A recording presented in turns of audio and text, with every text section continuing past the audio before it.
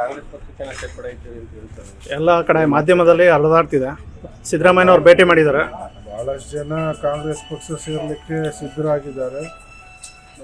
ಚುನಾವಣೆ ಹತ್ರ ಬರ್ತಿದ್ದಾಗೇ ಭಾಳಷ್ಟು ಸಂಖ್ಯೆಯಲ್ಲಿ ದೊಡ್ಡ ಸಂಖ್ಯೆಯಲ್ಲಿ ಎಲ್ಲರೂ ಕೂಡ ಕಾಂಗ್ರೆಸ್ ಪಕ್ಷವನ್ನು ಬೆಂಬಲಿಸಿ ಸಿದ್ಧಾಂತವನ್ನು ಒಪ್ಪಿ ಪಕ್ಷವನ್ನು ಸೇರ್ಪಡೆ ಆಗ್ತಾರೆ. ಯಾಕೆ ಇಲ್ಲಿ ನಮ್ಮಲ್ಲಿ ಯಾರು ಗಂಡಸ್ರಿಲ್ವಂತ, ಅಭ್ಯರ್ಥಿಗಳಿಲ್ವಂತ, ಯಾಕೆ ಯಾವುದೋ ಬೇರೆ ಜಿಲ್ಲೆಯವರು ಯಾರೋ ಯಾಕೆ ಬರಬೇಕು? ನಿಂತ್ಕೊಳ್ಳಿ, ನಮ್ಮಲ್ಲಿ ಅವ್ರಿಗೆ ಸಮರ್ಥರಿಲ್ವಾ ಜೆ ಡಿ ಎಸ್ ಪಕ್ಷದಲ್ಲಿ? ಕಾರ್ಯಕರ್ತರೇ ಇಲ್ವಾ ಜೆ ಡಿ ಎಸ್ ಪಕ್ಷದಲ್ಲಿ? ಆಗಿದ್ರೆ ಲೀಡ್ರ್ ಮಕ್ಕಳೇ ಬರಬೇಕಾ? ಎಲ್ಲ ಲೀಡ್ರ್ ಕುಟುಂಬಸ್ಥರೇ ಬರಬೇಕಾ? ಸ್ಥಳೀಯರಿಗೆ ಅವಕಾಶ ಕೊಡಿ. ಸ್ಥಳೀಯರು ಇಲ್ವಾ ಕಾರ್ಯಕರ್ತರು? ಯಾರು ಬಂದ್ರೂ ನಮಗೆ ಅದ್ರ ಬಗ್ಗೆ ಏನು ಚಿಂತೆ ಇಲ್ಲ. ನಾವು ಸಮರ್ಥವಾದ ಅಭ್ಯರ್ಥಿ ಹಾಕಿ ಚುನಾವಣಾ ಫಲಿತಾಂಶ ನಾವು ತಗೊಳ್ತೀವಿ. ಹಣದಿಂದನೇ ಗೆಲ್ಲಬೇಕು ಅಂತ ಅಭ್ಯರ್ಥಿ ತರ್ತಾ ಇದ್ದಾರೆ ಅಂತ ಆರೋಪ. ಹಣದ ಪ್ರಶ್ನೆ ಇಲ್ಲ ರೀ. ಚುನಾವಣೆ ಕಾರ್ಯಕರ್ತರು ಮಾಡುವಂಥದ್ದು, ಜನ ಅದನ್ನು ಮತವನ್ನು ಹಾಕಿ ಗೆಲ್ಲಿಸುವಂಥದ್ದು. ಜನರ ಒಂದು ಅಭಿಪ್ರಾಯ ಕಾಂಗ್ರೆಸ್ ಪಕ್ಷದ ಪರವಾಗಿದೆ. ಇಂಥ ಒಂದು ಬರದ ಪರಿಸ್ಥಿತಿಯಲ್ಲೂ ಕೂಡ ಯಾವುದೇ ಎಫೆಕ್ಟ್ ಇಲ್ಲದೇ ಜನ, ಬಡ ಜನರು ಜೀವನವನ್ನು ನಿರ್ವಹಣೆ ಮಾಡ್ತಿದ್ದಾರೆ. ಅದಕ್ಕೆ ಕಾರಣ ಕಾಂಗ್ರೆಸ್ ಪಕ್ಷ, ಕಾಂಗ್ರೆಸ್ ಸರ್ಕಾರ, ಸಿದ್ದರಾಮಯ್ಯ, ಡಿ ಕೆ ಶಿವಕುಮಾರ್ ಅವರ ಸರ್ಕಾರ ಕೊಡ್ತಾ ಇರುವಂಥ ಸವಲತ್ತುಗಳು ಇದಕ್ಕೆ ಪ್ರಮುಖ ಕಾರಣ. ಹಾಗಾಗಿ ಜನರು ಕಾಂಗ್ರೆಸ್ ಪಕ್ಷವನ್ನು ಕೈ ಹಿಡಿತಾರೆ, ಬೆಂಬಲಿಸ್ತಾರೆ. ಇದರಲ್ಲಿ ಯಾವುದೇ ಅನುಮಾನ ಇಲ್ಲ. ಇಷ್ಟು ದಿವಸ ಎಲ್ಲೋಗಿದ್ರು? 5 ವರ್ಷದಿಂದ ಜನಸೇವೆ ಮಾಡೋರು ನಿರಂತರವಾಗಿರ್ಬೇಕು. ಯಾವಾಗ ಚುನಾವಣೆ ಬಂದರೆ ಏನು ಮಂಡ್ಯ ಜಿಲ್ಲೆ ಜನ ಏನು ದಡ್ರನ್ನ ಮೂರ್ಖರು ಅಂತ ತಿಳ್ಕೊಂಡಿದ್ದಾರೆ. ಅವ್ರಿಗೆ ಕಳೆದ ಬಾರಿನೇ ಸೂಕ್ತ ಫಲಿತಾಂಶ ಕೊಟ್ಟಿದ್ದಾರೆ. ಇನ್ನೂ ಎಚ್ಚರಗೊಂಡಿಲ್ಲ ಅಂದರೆ ನಾವೇನು ಮಾಡೋಕ್ಕಾಗುತ್ತಾ ಅಂತ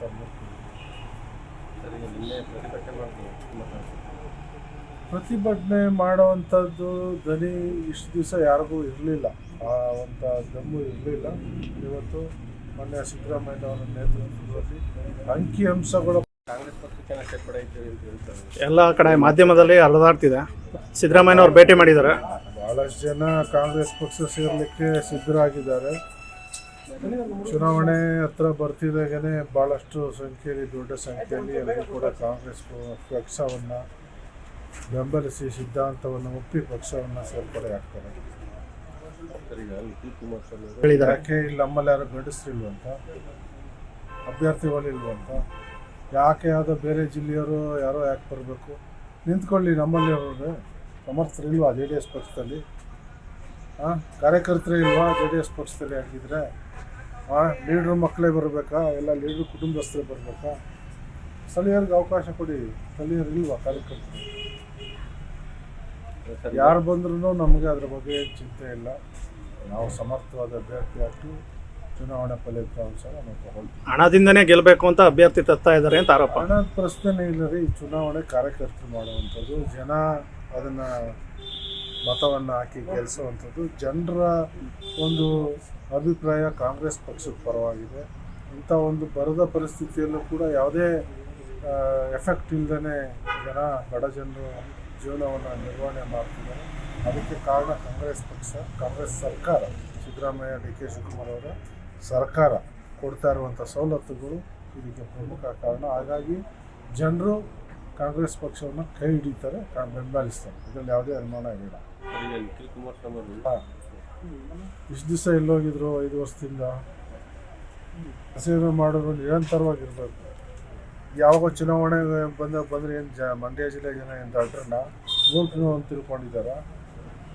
ಅವ್ರಿಗೆ ಕಳೆದ ಬಾರಿನೇ ಸೂಕ್ತ ಫಲಿತಾಂಶ ಕೊಟ್ಟಿದ್ದಾರೆ. ಇನ್ನೂ ಎಚ್ಚರಗೊಂಡಿಲ್ಲ ಅಂದರೆ ನಾವೇನು ಮಾಡೋಕ್ಕಾಗುತ್ತಾ ಅಂತ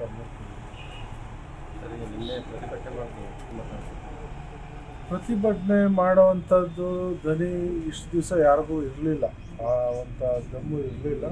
ಇವತ್ತು ಮೊನ್ನೆ ಸಿದ್ದರಾಮಯ್ಯ ಅವರ ನೇತೃತ್ವದಲ್ಲಿ ಅಂಕಿಅಂಶಗಳ ಪ್ರಕಾರ ಅನುಕ್ಷಣದ ಸುದ್ದಿಗಳಿಗಾಗಿ ವಿಸ್ತಾರ ನ್ಯೂಸ್ ಯೂಟ್ಯೂಬ್ ಚಾನೆಲ್ ಸಬ್ಸ್ಕ್ರೈಬ್ ಮಾಡಿ.